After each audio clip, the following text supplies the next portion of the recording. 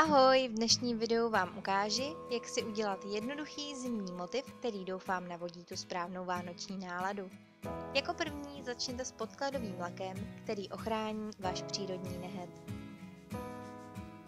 Poté naneste na prsteníček a ukazováček 2 vrstvy světle modrého laku.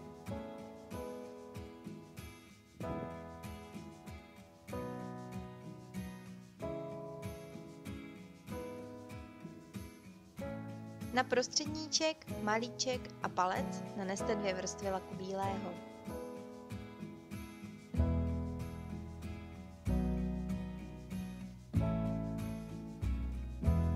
Na modrý lak poté použijte bílé třpytky, které budou představovat padající sníh.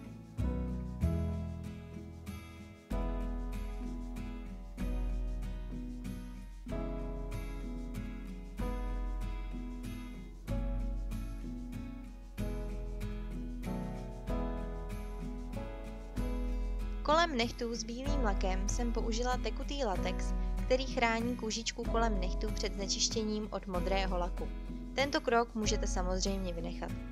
Na houbičku naneste světle modrý lak, který pak budete nanášet do půlky nechtu.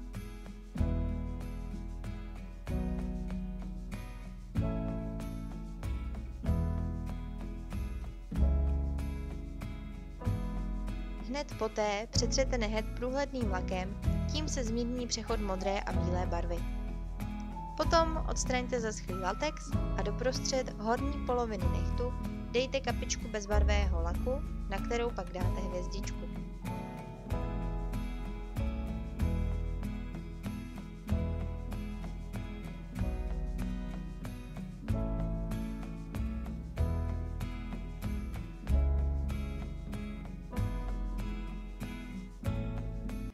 Vše pak zafixujeme bezbarvým lakem, který dodá vašim nechtům krásný lesk.